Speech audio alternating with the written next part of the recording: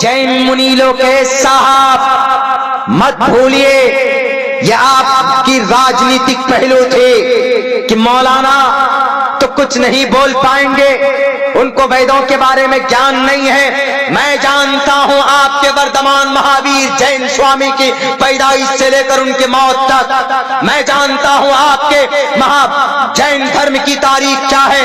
क्या आपके वर्धमान महावीर जैन स्वामी 2700 साल पहले 30 साल की उम्र में वनवास काटने नहीं गए थे? क्या वो हिंदू धर्म से अलग नहीं हुए थे? क्या उन्होंने वेदों को नहीं ठुकराया था? क्या ऋग्वेद, यजुर्वेद, सामवेद, अथर्ववेद को नहीं मानते? तब जाकर उन्होंने ये कहा था कि हम अलग मजहब बनाएंगे। तब जाकर उन्होंने जैन धर्म की स्थापना की थी 2700 साल पहले।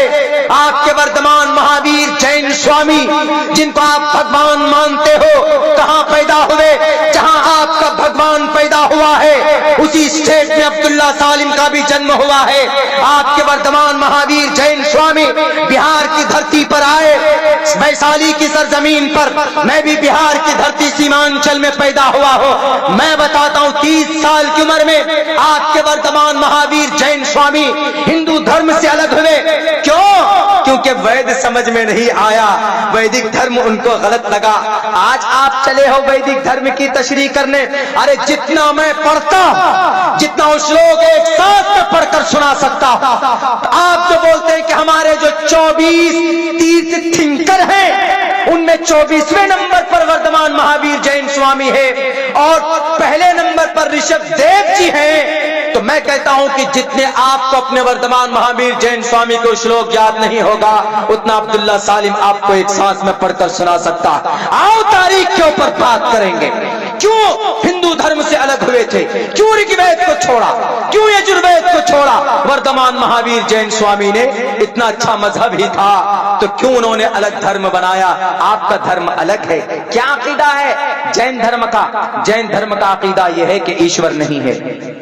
जैन धर्म का अकीदा यह है कि मौत नहीं है। जैन धर्म का अकीदा यह है कि इस जमीन पर सिर्फ क्या काम करना? सही अकीदा रखना। किसके बारे में? सही, ऐ बच्चे चुप रहो। सही अकीदा रखना। किस चीज के बारे में सही अकीदा रखना? यह अकीदा ईश्वर नहीं है, सही इल्म रखना और सही अमल करना। ये 3 बुनियादी अकीदा है। और किसी चीज को तकलीफ मत देना, ये भी एक बुनियादी अकीदा है जैन धर्म का। आपने किसी इंसान को बड़ी तकलीफ दी है, दिल्ली के अंदर एक बड़े बुजुर्ग को आपने तकलीफ दी है, आपको अगर कहना ही था, तहकीक मांगनी थी, तो आप मौलाना के पास जाते कि मौलाना आपने ये जो बातें कही है मैं उसकी तहकीक पेश करता हूं। मैं न रहा वहां पे, अगर मैं होता उस वक्त तो हमारे प्रोग्राम चल रहे थे, दिल भाई भी साथ में थे। यहीं पे खड़ई में एक प्रोग्राम था 11 तारीख को, उस डेट में हम यहाँ थे। यकीनन अगर हम होते उस स्टेज पर, जैसे वो चीख कर गया ना कि मन्नू अल्लाह, ये अल्लाह की तौहीन की है ना उन्होंने। मौलाना ने क्या कहा? कह रहे भाई हम जिसको आदम मानते हैं उसी को आप मनु मानते हैं, हम जिसको अल्लाह मानते हैं उसी को आप, जिसको आप ईश्वर मानते हैं उसको अल्लाह मानते हैं। यही बात कही थी मौलाना ने। कौन सी बुरी बात? ये तो दुनिया के अंदर लोग जानते हैं कि भाई हाँ सबका अल्लाह एक ही है। एको देवा सर्वभूतेषु गोड़ा, देव एक है, परमात्मा एक है। तो देख लीजिए मौलाना अरशद मदनी ने जो बात कही कि सबसे पुराना धर्म कोई है तो इस